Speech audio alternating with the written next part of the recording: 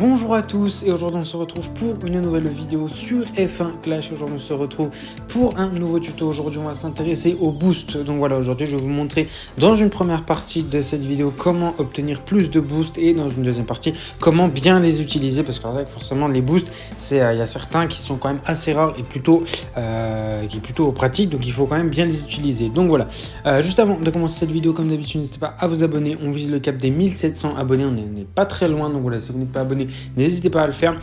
Comme j'ai dit dans des précédentes vidéos, on vise le cap des 2000 abonnés avant mon anniversaire qui est le 31 août. Honnêtement, si on continue sur le rythme actuel, on les aura largement, hein. Donc voilà.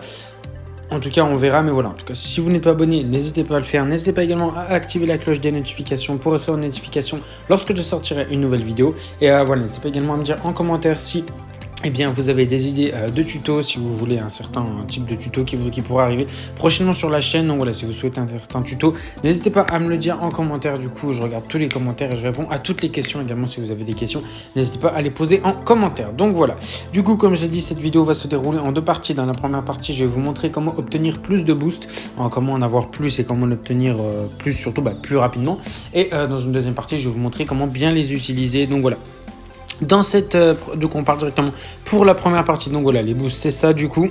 Donc c'est tout ce qu'en fait c'est en fait tout ce qui va vous permettre de booster vos performances pendant une course. Il faut savoir que vous pouvez pas utiliser des boosts pendant les qualifications, c'est pas possible. C'est seulement après les qualifications, pour ceux peut-être qui ne savent pas, qui connaissent pas les boosts, juste après les qualifications, au moment je vous mettrai peut-être une image en montage. Au moment de choisir les pneus, et bien en bas vous avez ajouté un boost, un petit plus jaune, je crois, quelque chose comme ça. Vous cliquez dessus et vous avez un écran similaire qui apparaît avec tous les boosts que vous avez. Et donc voilà, vous pouvez les ajouter. Alors je sais pas si vous pouvez en acheter depuis en course directement. Non, je crois pas. Je crois pas que vous pouvez en acheter en course, j'ai un doute, mais je crois pas. Donc voilà.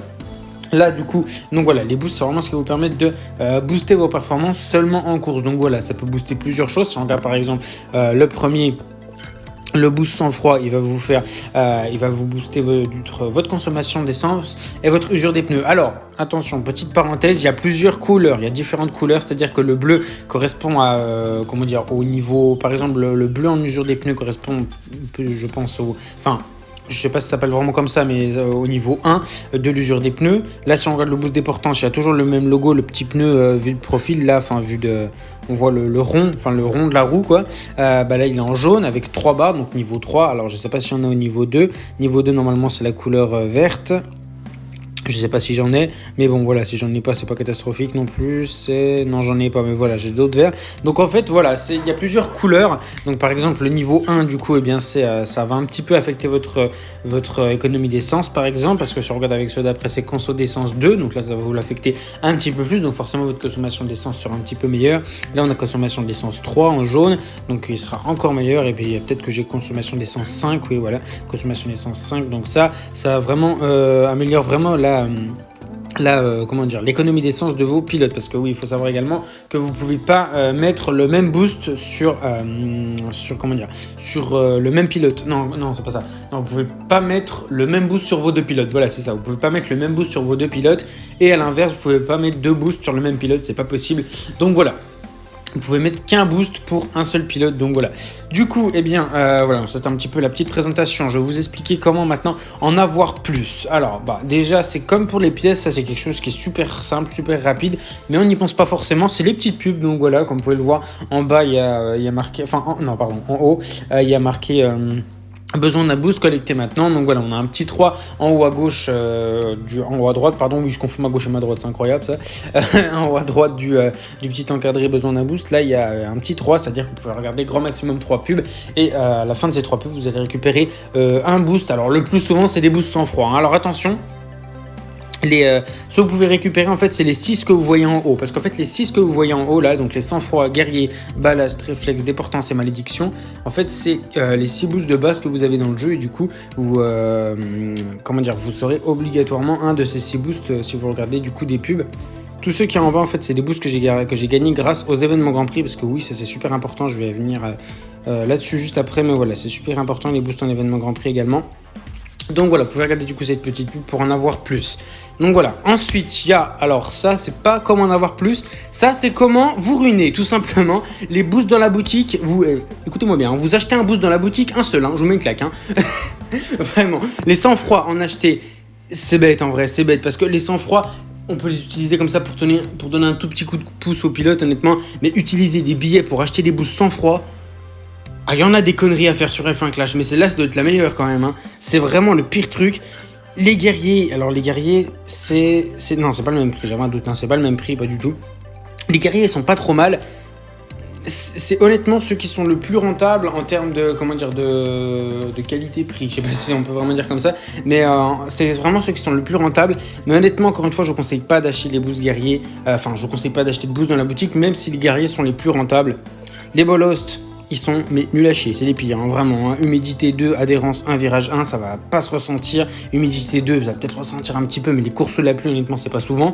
Enfin, c'est moins rare que les courses sous le sec, donc les bolos, c'est vraiment la plus grosse arnaque, encore pire que les sang-froid.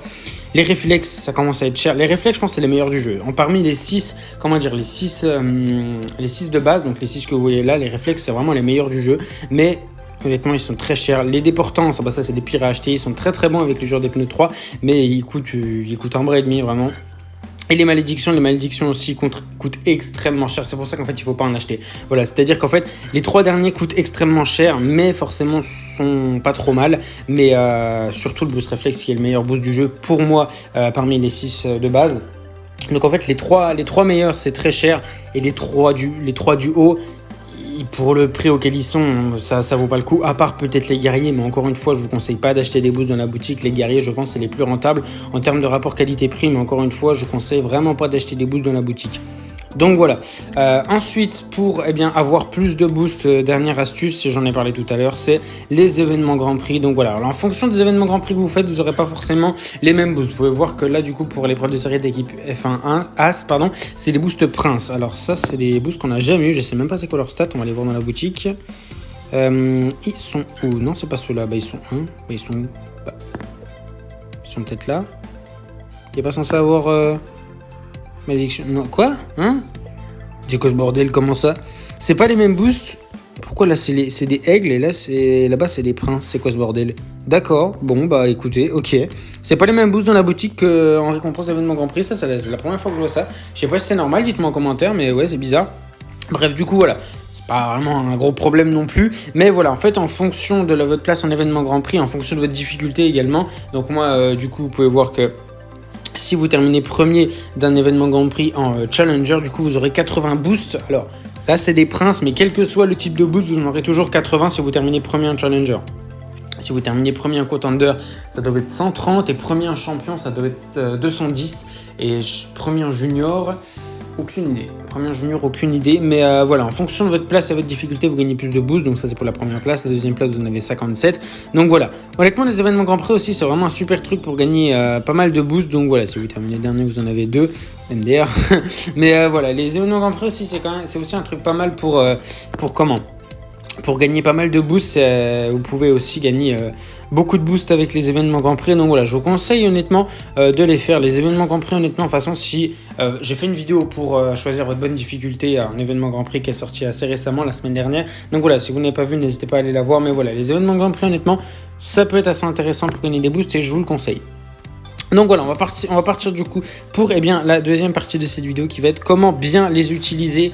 Il n'y a pas 46 solutions. Déjà, les boosts en duel, à part les sang-froid, les guerriers et peut-être les ballasts, vous oubliez. Oui, c'est ça. Les boosts en duel, quels que soient les boosts en duel, à part les trois moins bons, j'ai envie de dire, donc les sang-froid, les guerriers et les ballasts, honnêtement, vous pouvez les utiliser en duel. Mais les autres, pas question, vraiment, je vous conseille pas du tout. En duel, ils peuvent vous booster un petit peu vos performances. Voilà, c'est pas des boosts de ouf non plus, c'est pas des boosts qui coûtent 2,5 €. De toute façon, comme je vous dis, pas en acheter dans la boutique, mais voilà, c'est des boosts que vous pouvez avoir assez facilement en regardant les pubs parce que forcément, vous avez plus de chances d'avoir un boost moins bon avec une pub. Et dans les caisses aussi, c'est vrai que je l'ai pas dit, mais dans les caisses, vous pouvez avoir des boosts aussi. Donc voilà, mais en termes de duel, je vous conseille d'utiliser, si vous voulez utiliser des boosts en duel, que les sang-froid, les guerriers et les ballasts. tous les autres, donc réflexe, déportance, malédiction et tous les autres boosts qui peuvent exister sur le jeu. Donc moi j'en ai pas mal, donc tous les boosts d'événements Grand Prix, donc là tous ceux que j'ai, inexorable, œuf de Pâques, Samba, Cocorico, etc. machin. Donc là j'en ai je sais pas combien, je vais en avoir 11. Non, je sais pas compter, 13, 6, 9... Je sais pas compter. Bref, du coup, voilà, tout ça, je vous conseille de les... d'utiliser en événement Grand Prix et plus précisément en manche finale. Ouais, pas forcément en manche de qualification parce qu'honnêtement, manche de qualification, comment dire, si vous loupez une course, c'est pas catastrophique non plus. En plus, vous avez 3 séances de qualif. Voilà, en course d'ouverture, honnêtement, ça sert à rien de mettre des boosts également. Vous n'avez pas besoin de faire des résultats exceptionnels. C'est vraiment en manche finale que je vous conseille, d'utiliser vos boosts pour bien améliorer les performances de vos pilotes et donc faire de meilleurs résultats en fin de course. Donc voilà, les boosts, c'est vraiment, je vous conseille de les utiliser seulement en manche finale en termes d'événements Grand Prix. Donc voilà. Comme je l'ai dit, du coup, c'est fini honnêtement, c'est vrai que j'ai tout dit. Donc voilà, pour les duels, je vous conseille, si vous voulez utiliser des boosts en duel, seulement des sang-froid, des guerriers et des ballast. Et si vous en avez aussi, parce que peut-être qu'il y en a il y a des gens qui n'ont aucun boost, c'est possible, ceux qui débutent le jeu en général, on commence le jeu avec 0 boost. Donc voilà.